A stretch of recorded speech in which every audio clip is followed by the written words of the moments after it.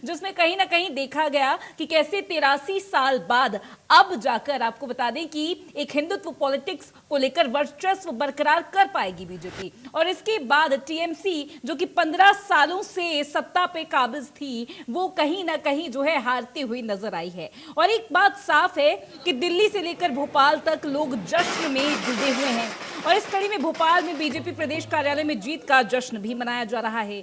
महिला मोर्चा के कार्यकर्ताओं ने तो गीत भी गाया, आतिशबाजियां भी की, मिठाइयां खिलाई और कहीं ना कहीं कांग्रेचुलेट किया है। एक बहुत बड़ी ये जीत है। पश्चिम बंगाल, असम में बीजेपी प्रचंड बहुमत से जीत की ओर बढ़ी। मध्य प्रदेश के मुख्यमंत्री डॉक्टर मोहन यादव ने कहा कि चुनाव की बेला में सभी को दिल से बधाई देता हूं। गृह मंत्री अमित शाह ने भी कहा कि अंग भंग कलिंग, आज सब तरफ भाजपा का झंडा लहराया है। असम में राष्ट्रवादी शक्तियों का फिर से एक बार घुसपैठियों के खिलाफ विजयी कदम बढ़ा है। पश्चिम बंगाल में टीएमसी, तृणमूल कांग्रेस बेहाल हो गई है। बंगाल आजादी के पहले से बहुत ही सक्षम, सबल और विकास परक राज्य हुआ करता था, लेकिन दुर्भाग्य से पहले कांग्रेस, फिर लेफ्ट यानी कि कम्युनिस्ट पार्टी और फिर टीएमसी ने यहां जंगल राज स्थापित किया। बंगाल की लीडरशिप के कारण यह राज्य देश में पिछड़ गया है। ममता जब निर्ममता करेगी तो उसकी कीमत तो चुकानी ही पड़ेगी ना प्रदेश को, और यही चीज हुई। पश्चिम बंगाल चुनाव नतीजों को लेकर मध्य प्रदेश के जो मंत्री हैं कैलाश विजयवर्गीय, वो भावुक हो गए, इमोशनल हो गए। उन्होंने बीजेपी की बढ़त को देश के लिए अहम कहा है, सिग्निफिकेंट कहा है और ये जीत राष्ट्र को और भी मजबूत करेगी, उन्होंने कहा है। ये तस्वीरें देख रहे हैं आप।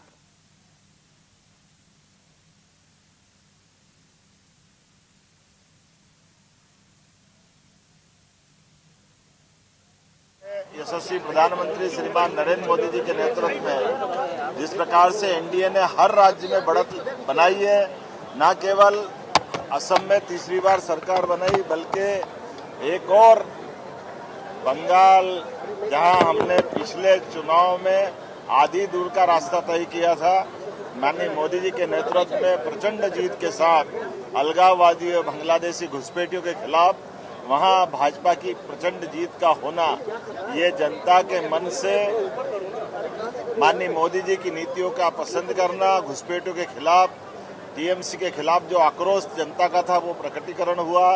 और केरल सहित हर जगह एनडीए की ताकत का बढ़ना, ये हम सबके लिए सौभाग्य की बात है। आज इस अवसर पर झालमुड़ी का आनंद लेकर के हमारे सारे नेतृत्व ने उपस्थित होकर के जिस प्रकार से ये आनंद के क्षणों को बांटने का प्रयास किया है और हमारे लिए सौभाग्य की बात है। और चलिए, तो बड़ी बहस में हमारा पैनल जुड़ चुका है। हमारे साथ जुड़ रही है रश्मि अग्रवाल, भारतीय जनता पार्टी की प्रवक्ता हैं, और समृद्धि श्रीवास्तव जी हमारे साथ जुड़ रही हैं, कांग्रेस की नेत्री है। मैम, बहुत स्वागत करती हूँ आप दोनों का ही। रश्मि जी, समृद्धि जी, बहुत स्वागत। और सबसे पहले रश्मि जी, आपको बहुत बधाई। भारतीय जनता पार्टी ने एक ऐतिहासिक जीत पश्चिम बंगाल में हासिल की है, हालांकि असम में, पौंडीचेरी में भी हासिल की है, लेकिन सबसे बड़ी बात तो यही कि पश्चिम बंगाल पर एक बहुत बड़ा फोकस था। कैसे देख रही हैं इस जीत को, कैसे डिफाइन करेंगी? ये मोदी लहर है या कहीं ना कहीं कहा जा सकता है कि ये ममता बनर्जी की तरफ गुस्सा है जो बीजेपी को फायदा पहुंचा गया यहाँ पर? ऐतिहासिक दिवस है संपूर्ण भारतीय जनता पार्टी के लिए, क्योंकि श्यामा प्रसाद मुखर्जी जी की जन्मस्थली पश्चिम बंगाल को आज सही नेतृत्व, सुशासन वाला नेतृत्व मिला है और एक आक्रांता महिला से वहां के लोगों ने मुक्ति पाई है। जनता का भारतीय जनता पार्टी कोटि कोटि धन्यवाद प्रेषित करती है। पश्चिम बंगाल की जनता को नमन है जो उन्होंने हमें शिरोधार्य किया और एक अच्छी प्रचंड बहुमत की ऐतिहासिक जीत भाजपा ने दर्ज की है। समस्त भाजपा कार्यकर्ताओं में अत्यंत हर्ष की लहर है और ये मोदी लहर तो है ही है, लेकिन ये एक बदलाव की लहर है। ममता बनर्जी के खिलाफ आक्रोश की लहर है। नारी शक्ति वंदन अधिनियम का जो बिल फेल किया है, उन बहनों ने आज अपने अपमान का बदला लिया है। ये पूर्णतः परिवर्तन की लहर है। ठीक है, ठीक है। समृद्धि जी, आपके पास आना चाहूंगी। देखिए, ये जो पूरा गेम हो गया, ये बीजेपी वर्सेस टीएमसी हो गया, कांग्रेस बंगाल में बिल्कुल इररेलेवेंट हो गई है क्या? या कहीं ना कहीं ऐसा कहा जाए कि अब कांग्रेस की बात ही बंगाल में नहीं होनी चाहिए? कहीं ना कहीं तो कांग्रेस पीछे रह गई है ना? मैं आपको ये बात याद दिलाना चाहूंगी कि तमिलनाडु में हमारी सरकार बनने वाली है। वहां पे जो लीडर्स हैं उनने बोला है कि उनकी आइडियोलॉजी कांग्रेस से मिलती है। इसके साथ साथ हम देख रहे हैं कि हमने केरला में बहुत अच्छी जीत हासिल की है। तो जी बंगाल में भले ही जो परिणाम है वो हमारे उसमें नहीं है, पर मैं इस बात का आज सबको आश्वासन दिलाना चाहूँ कि कांग्रेस के हर एक कार्यकर्ता ने वहां पे भरपूर मेहनत करी। और भले ही ये जो बीजेपी की, अब मैं बीजेपी पे आना चाहूँ, जी तो ये जो नारी सशक्तिकरण का इतना झंडा लेके घूमते हैं, पहले ही अपने यूपी में, एमपी में, दिल्ली में जो लड़कियों को सुरक्षित कर ले, है ना। बाकी देशों, बाकी जहाँ पे ये अभी इनकी सरकार बनी है वो तो बाद में। अभी हम उन्नाव, हाथरस, ऐसे कई कई दर्दनाक हादसे लड़कियों पे हम देख पा रहे बिल्कुल, हैं। वर्क भले ही वो रोड मैप दिल्ली यहाँ पर हो, रश्मि कोई जी भी से हो। मैं पूछेंगे। खुद दिल्ली विश्वविद्यालय की छात्रा हूँ। मैं देख पा रही हूँ कि जब से बीजेपी यहाँ पे आई है, दिल्ली का माहौल और खराब होता जा रहा है। यूपी में गाजियाबाद में अभी हमने क्या घटना सुनी, एक 4 साल की बच्ची के साथ गैंगरेप हुआ। एक स्टेटमेंट नहीं निकला योगी आदित्यनाथ जी से या पीएम मोदी जी से। तो नारी सशक्तिकरण की जो अब तक बात है, आपसे बात ही करते रहते हैं बीजेपी वाले। मैं लेकिन आपको याद लेकिन दिलाना समृद्धि जी, चाहूंगी आप वो इस बात को कांग्रेस डिनाई पार्टी। कर रही हैं क्या? आप इस बात को डिनाई कर रही हैं कि पश्चिम बंगाल में जो विमेन वोटर हैं वही किंग मेकर निकली है? कहीं ना कहीं भारतीय जनता पार्टी के पास महिला मुख्यमंत्री होते हुए भी, ममता बनर्जी के होते हुए भी बीजेपी के पास वोट चला गया। दूसरा सवाल मेरा आपसे यह है समृद्धि जी, क्या क्या है ये, कहीं ऐसा तो नहीं है कि राहुल गांधी काफी ज्यादा खुश हैं क्योंकि टीएमसी हार गई है? क्योंकि कहीं ना कहीं ये देखा जा रहा था कि विपक्ष का काफी मजबूत चेहरा बनती जा रही थी यहाँ पर ममता बनर्जी। कहीं टीएमसी के हारने से, ममता बनर्जी के हारने से कुछ हौसला अफजाई तो नहीं हुई है? कैसे देख रही हैं आप इसको? जी नहीं, बिल्कुल भी नहीं। राहुल गांधी जी की जो सोच है वो सबको आगे लेके बढ़ने वाली सोच है। और मैं आपको याद दिला देना चाहूंगी कि कांग्रेस वही पार्टी है जिसने हमेशा दलितों, शोषितों, हर प्रकार के वर्ग को आगे ले जाने का काम करा है। और सिर्फ इतना ही नहीं कि भले ही जैसे भी परिणाम आए हो, पर ये जो इलेक्शन हुआ ये कांग्रेस वर्सेस टीएमके या बीजेपी नहीं था, ये कांग्रेस वर्सेस ईडी था। कांग्रेस वर्सेस 9 लाख वोटर्स थे जो इन्होंने काट दिए। कांग्रेस वर्सेस भर भर के जो लोग ट्रेन में आ रहे थे वोट डालने, वो थे। कांग्रेस वर्सेस इनका इलेक्शन कमीशन ऑफ इंडिया था। कांग्रेस वर्सेस लोकल पुलिस, भले ही हम ले लो, जो वहां पे लोगों के साथ और ये मारपीट सिर्फ कर रही पश्चिम थी बंगाल में लगातार। था। जहां जहां कांग्रेस ने जीत हासिल की है वहां पर इलेक्शन कमीशन की बात आप नहीं करेंगी, वहां पर आप ईवीएम की बात नहीं करेंगी, वहां पर कोई एलिगेशंस नहीं है ना? बात ये नहीं है। बात ये है कि हमको ये बात समझनी चाहिए कि एक ऐसा स्टेट जहाँ पे पीएम हो, हमारे एचएम हो, सब लोग वहीं पे अपनी राजनीति कर, सब लोग वहां पे प्रचार करने जा रहे हैं। वो लोग भूल गए हैं क्या कि उनकी खुद की कॉन्स्टिट्युएंसीज है? इतना पैसा खर्च करा है भारतीय जनता पार्टी में। मैं ये पूछना चाहूंगी अपनी बहन रश्मि से कि आप लोग को अभी तक क्या आरबीआई से और नहीं आया नोटिस कि इतना पैसा लेकिन है भी कांग्रेस हमारे ने यहाँ जितना पश्चिम खर्च बंगाल कर में रहे हैं? पैसा खर्च क्यों नहीं किया है? कांग्रेस क्या पश्चिम बंगाल की जनता को कोई मदद नहीं पहुंचाना चाहती? ठीक है, आपके पास आऊंगी। रश्मि जी, आपके पास आती हूँ। देखिए, कई सारे बैठे बैठे ये आरोप लग गए हैं क्योंकि जीत यहाँ पर पश्चिम बंगाल में कांग्रेस को नहीं मिली, बल्कि उनकी बात भी नहीं हुई है। तो कहीं ना कहीं ईवीएम, इलेक्शन कमीशन, महिला सशक्तिकरण का झूठा जो बयान बीजेपी द्वारा दिया जा रहा है, ऐसा कांग्रेस कह रही है। कैसे देख रही हैं आप इसको और क्या जवाब देंगी? सारी दुनिया इस चीज को देख रही है, पूरा भारतवर्ष देख रहा है कि कांग्रेस पिछले 2-3 साल से, जब से इनकी साख बिल्कुल हिल गई है, खत्म हो रही है, हर मुद्दे पे विरोध करती है, हर बात पे आरोप लगाती है। अगर मेरी बहन ये आरोप लगा रही है कि क्या आरबीआई ने आपको नोटिस नहीं भेजा, तो मेरी बहन दोनों हाथ जोड़ के मैं आपको बताना चाहूंगी कि भारतीय जनता पार्टी वो पार्टी है जिसका एक एक कार्यकर्ता हर वर्ष सदस्यता का शुल्क देता है और बहुत सारी चीजें उन्हीं पैसों से कार्यक्रम किए जाते हैं। मैं आपको स्पष्ट रूप से बताना चाहूंगी, ऐसा कोई नोटिस अगर होगा तो आपकी पार्टी को भी आया होगा, और अगर गलत हम है तो हमारी पार्टी को भी आएगा। रही बात ट्रेनों में जो लोग भर भर कर आ रहे थे, तो वो लाए नहीं जा रहे थे। प्यारी बहना, वो अपना वोट का मत अधिकार का उपयोग करने के लिए स्वेच्छा से बंगाल आए हैं। अगर आप भी कहीं बाहर रहती हैं, अगर भोपाल में आपका वोट है या किसी अन्य क्षेत्र में है, तो आप एक जागरूक नागरिक की तरह वहां जाकर वोट जरूर देंगी, मैं भी जरूर दूंगी। ये हमारा मौलिक अधिकार है। अगर कुछ लोगों ने इसका इस्तेमाल किया तो क्या गलत किया? और बंगाल की जनता बदलाव चाह रही थी, एक आक्रांता महिला से पीछा छुड़ाना चाह रही थी, इसलिए बंगाल के जनता ने शिरोधार्य किया है भारतीय जनता पार्टी को, लेकिन आप लोग इस तरह के आरोप है। मत लगाइए।